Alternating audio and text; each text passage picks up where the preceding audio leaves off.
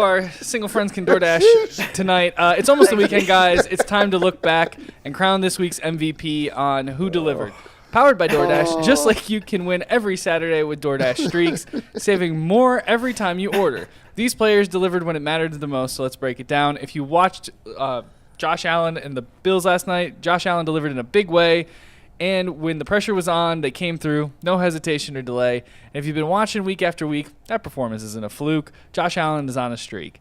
And just like Josh Allen delivered for the Bills, DoorDash delivers for your Saturdays with DoorDash Streaks. You save every Saturday you order, stack it up all season, and you could save up to $250, including $100 in DoorDash credits. Order this Saturday, keep the streak alive. Fuel your game day only with DoorDash. Terms do apply. Promo period through 11/18. All right, guys, I know it's a Browns Friday, but we are starting with the Cleveland Guardians, who have won 13 of their last 15 games. They just completed the sweep of the Detroit Tigers, cutting the AL Central lead from 6.5 down to 3.5. They beat Skubal yesterday in pretty dramatic fashion. Shout out to Big Christmas, Jason. If you're going to go against Skubal, you might as well put your 1 in 100 chance of hitting a home run in the lineup. Boy. But guess what he did? He hit the home run, the only run they scored off Skubal. Jose, 2 days after his birthday, hits the go-ahead 2-run home run. They end up winning the game 3-1. And just like that, Jason, we were so out on this team. Bull was ready to fire everybody in the front office. They had lost 10 in a row. And since that 10-game losing streak, they have the third best record in all of baseball. How do you explain it? And what do you make of this 13 out of 15, 1.5 out of the wild card, 3.5 out of the division? Where do the Guardians stand moving forward? It's baseball, and it's a really long season.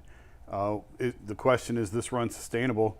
Man, if you count these guys out at this point, you're doing it at your own peril. So it wasn't that long ago the postseason did not look at all realistic. I think all of us said, no, this isn't happening this year. They didn't think they were making the playoffs. They traded Shane Bieber. They thought they were out. But when you pitch the way that they're pitching, it gives you a chance. And, their starters ERA is it's under 2 over this last stretch here. And Boston lost again yesterday. So now you're a game and a half out of the wild card. Detroit, I think the division is very much in play. Normally you wouldn't say this with a week to go. But the fact that you've got 3 at home with Detroit next week, Detroit is reeling right now. The Braves are playing well. Atlanta's going to Detroit this weekend. Anything's possible. Right there, Minnesota, the 4-game set with the Twins. Obviously, I don't think they have to win every game for the rest of the season to make the playoffs, but they still do have an incredibly thin margin for error. But when you get the starting pitching like they've gotten, and Tanner Bybee talked about it after the game last night. Bybee's been sensational. In September, he's had a terrible year, and he'll be the first to tell you he's had a terrible year. But his last 3 starts have been dominant. There you see Cantillo's numbers. There was a funny story. Zach Meisel had it today on The Athletic. It was great, talking about sort of where this came from. And Bybee in particular, Cantillo was struggling with his command, struggling to throw strikes. They sent him to AAA and said, attack the strike zone. Figure out how to attack the strike zone. And Joey's done that since he's back up. And you see the numbers right there over the last 15 games. Cantillo, 19 innings pitched and an ERA under 1. And Bybee sort of asked him, what's the difference? And Cantillo said, he's throwing FU fastballs. And it's really, we talk about sports are such a mental game and the mentality of it. And Tanner sort of described, sometimes you throw a fastball and it's like, oh man, I don't want you to hit this. And we've talked about it on the show before about sometimes he starts to nibble and his pitch count goes up, and it's the mindset of, here it is, I dare you to hit it.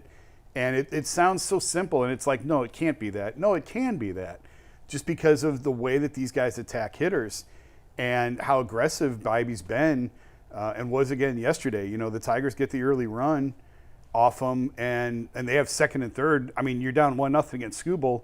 Tigers have second and third, nobody out. It looks like it's going to be a big inning, but the Guardians just made all the plays.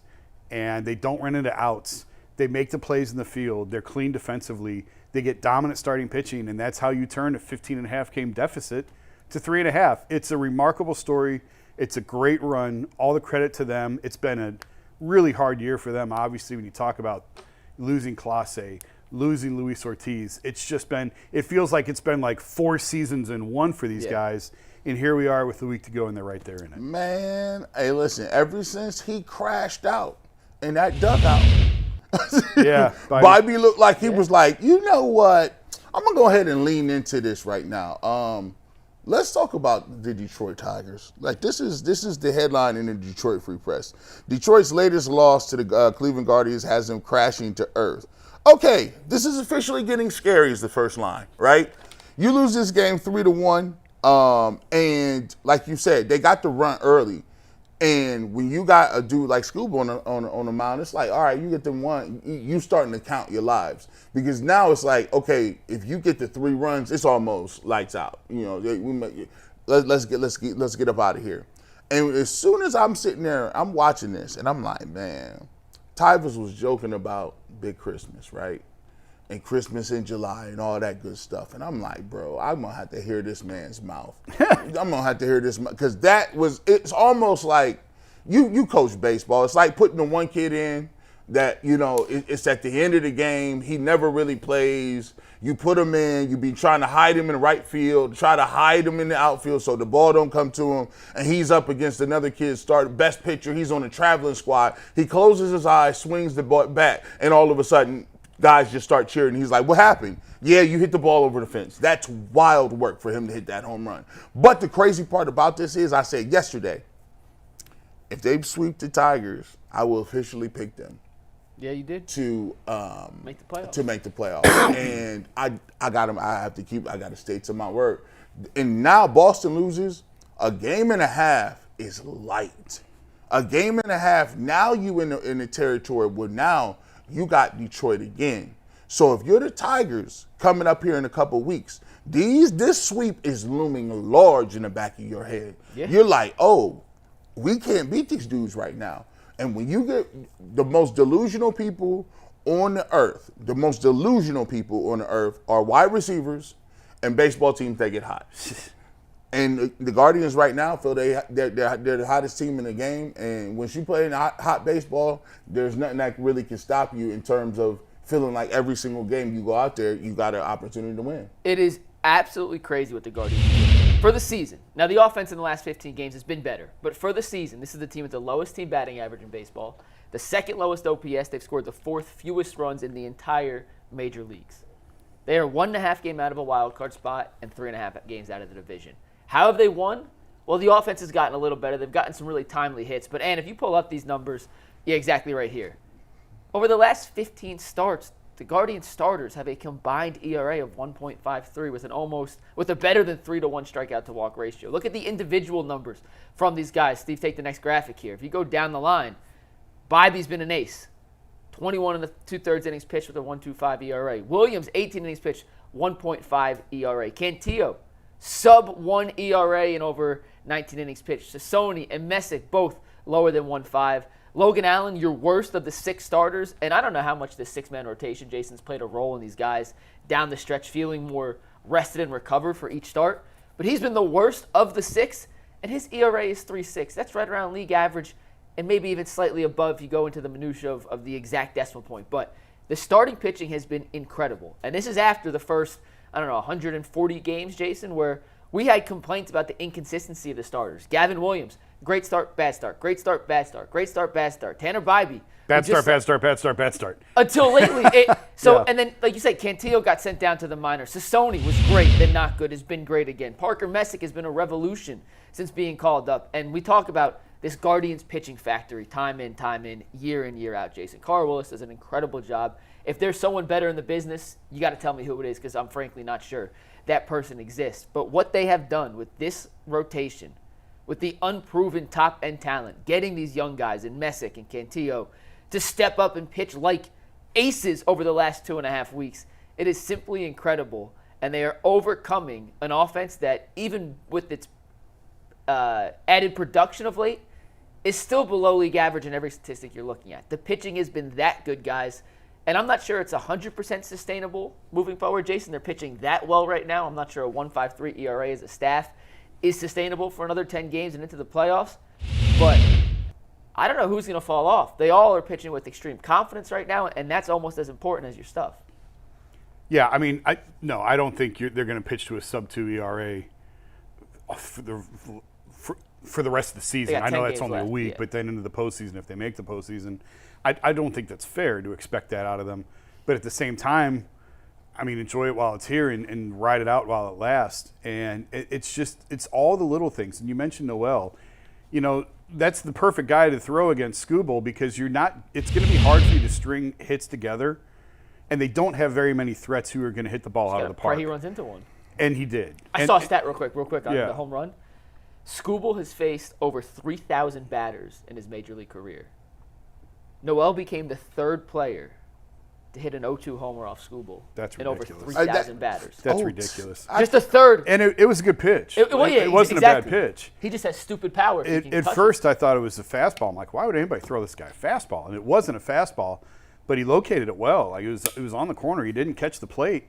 And Noel just has big power. And, you know, who knows what kind of player Noel's going to become. It doesn't matter in this moment. Yeah. This is who he is. There's a ton of power there, and there's a ton of swing and miss there. But you're not going to string together 3 hits against Tarik Skubal in an inning, more than likely, to where you're going to be able to scratch runs across. You have to be able to hit the ball out of the park against them to have success. And they ran into one, and then they get him out of the game. That's really, if you could just pitch to a draw and get Skubal out of the game, It's a and it's a giant tie, win. it's a Giant win. Yeah. They remind the Guardians remind me sort of like they're like the JV version of the Indiana Pacers in basketball. Like you're like, dude, we lost to the Pacers. Like if you lose to the Knicks, that means you lost to the Yankees. If you lose to the Red Sox, or you're like, okay, we lost to the Boston Celtics. But if you lose to the Guardians with their just the lack of overall sticks power and even able to put the ball in play where you can get runs, you're like, how do we have our best pitcher on the mound and we let this guy come up here and hit a home run? It just makes you feel like one of those things where it's almost like we live in Cleveland. We're like, come on, man. I mean, this only happens to us. No, the Guardians do that to people. And you think about it, 1.5 games is like, if you get it under 2, now you don't have to win every game. I don't feel like before we were sitting there saying, oh, they got to win every single game. They better win all of these. Well, look, now you're in a game and a half where if you're the Boston Red Sox, you better start winning. Like, you can't afford to have no slip-ups. Pressure's on Boston, too, now. It's not just solely on Cleveland's shoulders. Boston's collapsing. Teams. Boston was a shoo-in a few weeks ago to make the playoffs, and now there you see it. The Guardians are a game back in the loss column. So, yeah, a lot of these teams are feeling the pressure. And then, of course, Cleveland closes the season against Texas, who's behind them. A few days ago, that looked like it was going to be a big series. Mm-hmm. Now the Rangers are fading just a little bit, so it may not be as important in terms of head-to-head, but it very well could determine who makes the playoffs still, if Cleveland gets in or not. But, yeah, I mean, huge series, obviously, at Minnesota. 4-game set over the weekend. And do they need to win 3? Oh, yeah, absolutely. Honestly, they probably need to sweep Minnesota, honestly, because I don't know that it's realistic to sweep the Tigers again, although we said that once. You are going to see Skubal again. If they do have a very thin margin for error, you don't want to blow it on the Twins when you've got the Tigers and the Rangers coming after them. I see what you're saying. That's nasty work. You have to get, at minimum, you got to get 3 in Minnesota, and realistically, it's so hard to say you got to sweep. It's so hard to sweep in baseball. Yeah. But this is the position that they're in. Like, you know, they sort of did this themselves because of the 10-game losing streak, and they didn't play well for long stretches this year. So this is where they're at. Minimum of 3 games in Minnesota over the weekend. You'd love to see a sweep. I don't know who Boston has this weekend. I didn't look to see. I can tell you right now if you give me 1 second. But they're feeling it. This is play. If they sweep. I mean, if you get it. Boston has the Rays. Okay. Well, they should do well in that. Tampa's out of it. But, you know, if Detroit drops 1 or 2 at home against Atlanta, the division is very much in play. Yeah. And then you come back, you get Detroit at home, and you within a couple of games. Those are playoff games. Them immediately turn to playoffs. Every game's a playoff These game final right 10 games Yeah, are playoffs. playoffs. Yeah. Whether the Guardians make the playoffs or not, and ESPN has been a 25.6% chance to make the playoffs. Which I mean, it was. It was it? it was when we did this last time. It was 11.6. They've jumped 14 doubled it. points up, more than doubled Yeah. it since the last time we checked on it. To me, this Minnesota series scares me because all season long the Guardians have cast us out. Yeah. Said, don't worry about us. They slowly reeled us back in, and as soon as they're about to hook us, the fish gets off the hook and then we get reeled out again. So for whatever reason, I am cautiously, I don't want to say pessimistic, that's not the right word. The Guardians should win 3 or 4. Hopefully they sweep. But my gut tells me I've been hurt by this team already. I've already jumped on the bandwagon and been kicked off twice. I'm scared to get back on a third time, but with the way they're pitching, Parker Messick's been incredible for a rookie, Jason. And Yeah. even as teams have gotten a little tape on him, his numbers haven't fallen off from that first great start against Arizona. And he's been a revolution. 24 strikeouts to 4 walks and 1.33 whip. He's been awesome. Rookies still should terrify you, especially with his little experiences he has. Pablo Lopez is a really good pitcher. He's had a lot of injuries this year. The Twins are terrible. Like, they are bad. So you really need to take 3, if not 4 from them. But, yeah, I mean, Messick's been terrific. Hopefully he can keep it going. But rookies should scare you in general. And the bullpen's been great. You know, I thought Vogt's done a nice job of – these guys have put in a lot of innings, but he's been able to balance Gaddis and Cade at the back end, and he's gone to Herron at times where it's like, okay. And it always seems to work. Like yesterday, I was aggravated Manzardo was in the lineup. Now, Skubal is one of the few lefties that, okay, you could sit Kyle, but you started Nolan Jones in right field. You could put Noel in right, and you could put Manzardo at first, but it doesn't matter. And Rocchio, watching Rocchio hit a fly ball down the right field line, it looked like he's jogging into third. If he's busting out of the box and if he's running full speed, it might be an inside the park home run. And because of the situation, you think, well, just send him anyway. And they didn't send him, and Hedges is coming up, and you're like, Hedgie. But then Hedges draws a walk, and it doesesn't matter. Like, they just figure it out. No matter what you like, man, I can't believe that happened, or I can't believe they did that. They find a way to overcome Real quick, it. I think Vogt gets a lot of credit for that. I was just going to say that. And we've had our qualms with Vogt this year. A lot of the platooning has annoyed a lot of people on this panel, including myself. Some of the bullpen usage.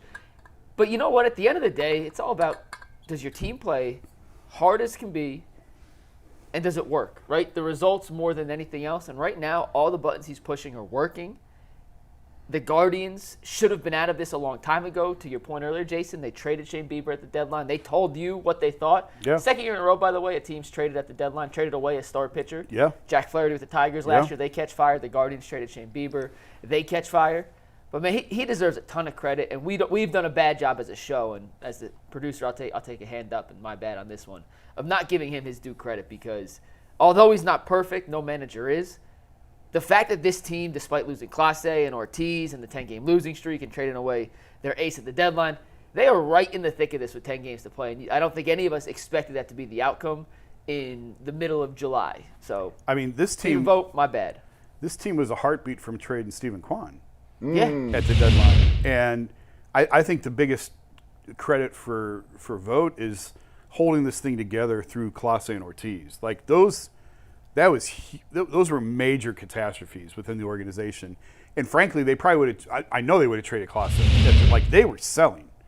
And Clase would have been dealt had that not come down literally days before the trade deadline. And to navigate those storms and to keep these guys together, these are not normal injuries. Like, this is not a pitcher blowing out his elbow, which happens all the time. You treat it like an injury in terms of, okay, he's here today, now we don't have that guy tomorrow, and we're not going to have him. Mentally, it's not. Mentally, it's different. No. This is totally different. And these are things that not only have the Guardians not experienced, there aren't many organizations in sports that have navigated this gambling accusations quite like this. There have been a few here and there. Not like this. I mean, you had pitchers in the clubhouse who were basically accused of throwing games, in a sense, of throwing bad pitches on purpose. And it gets to the fabric of the game at that point, and to be able to keep these guys together and ride out losing streaks and just keep the boat above the water, it's a huge credit to him. Coaches are different, right? Different responsibilities for different sports. Yeah, I was just go. Yeah, it's like kind of like I respect it because they could have took. I mean, the game is different. Like in football and basketball, if you lose, you get the first pick. In baseball, it's necessarily not. Like, I don't believe you lose the most games, you get the first pick. No, it used to be not. Baseball's gone to a bit of a lottery now, like the NBA. So it's kind of like, those are different sports, and it's a more of a finite amount of games or smaller sample size of games. But when you talk about baseball, it's crazy that he got them it's almost like they got in trouble, and he was like, you know what? Screw it. We ain't got nothing to lose. Yeah. Right? And then they had the losing streak after that. So you mean to tell me, like, that was a flat line, right? Like, you got all the embarrassment. Mind you, the Guardians believe themselves to be above a lot of the fray. You don't see scandals with the Guardians, right? For it to happen not once, but then the allegations of it happening twice. Then you couple that the fact with, they're struggling at the plate, they're struggling, they might be sellers at the deadline, but then to get guys to come back from that, lose 10 games, lose 11 games, look like they're out of it, to have them guys come back, that says a lot about his willingness to not concede anything. Like, this would have been the most easy thing in the world to say, it just wasn't our year. We do that a lot. Look, just happened. It's just not our year. But guess what? He got him to pull back. He got him, and now you get them down the runway. And now when you go from all of the stuff that they had going on to now you winning all these games, now the confidence shot is even greater because you came from such a far depths to get where they need to go. Now, they still are 3.5 games back, and this is important to point out when I give you this number. But the largest ever division lead, I looked this up yesterday, winner of a division from where they started at, was 12.5 games. The Guardians were 15.5. That's crazy. Let me just confirm that. We was laughing when it happened. It was like 15.5. 20. We was like, oh, this is a 20 spot. You don't come back from a 20-piece nugget. It was 14 games. It was the 1978 Yankees. 12.5 was second, which was the Mariners in 95. So 14 games was the largest division deficit to come back and win the division. The Guardians were 15.5 games back. Now they're 3.5 games back. And I saw this stat from a Cleveland Guardians perspective on Twitter. Through their first 2 seasons, and granted, Vogt still has 10 games to go, so it's not final. Francona had a .546 win percentage, no playoff wins, and a second and third place finish in the AL Central. Vogt, as of right now, has a .553 win percentage, slightly better than Francona, a first place finish in the AL Central. They're currently second, and he's won 4 postseason games. I'm not saying he's going to beat Terry Francona, but this is Vogt's first stint as a manager. Francona obviously had previous experience elsewhere before coming to Cleveland, and he's putting up incredibly similar production from a win-loss standpoint than one of the best managers baseball's ever seen. So it's been a hell of a start for Vogt. Probably deserves more credit than we've given them, and what the Guardians are doing right now is simply incredible. Any last thoughts? Yeah, I think it's just kind of almost like, it sobers you up and it tells you, like, hey, man, you look at the Guardians and then you watch, the Cavs and we watch the Browns, right? And, we always comparing them. And it just goes to show you that the other 2 teams, even for what their downfalls is or their shortcomings, they produce at a level that's not even close to the Browns. They produce and do things that the Browns have never, like the Browns ain't never showed this type of resilience. The level of what they doing right now, coming back from down that much, they didn't put on those seasons. Like the Cavs, yeah, they may be a little bit, the Cavs are to go out in the rounds that we thought they should have went and advanced a little further in the playoffs. But when you take a look at them across the board, there is a little something to be said about why the Guardians get a little upset if they're not playing well at the time, because they feel like they have not built up any good grace, any currency with the fans and the media, because as soon as they done or they not doing what they don't want us to do, it's immediately, they finished, just wiped out.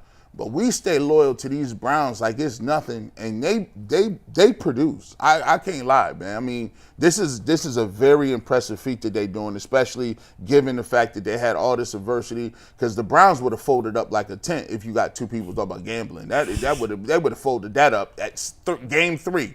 They'd be talking about 2028.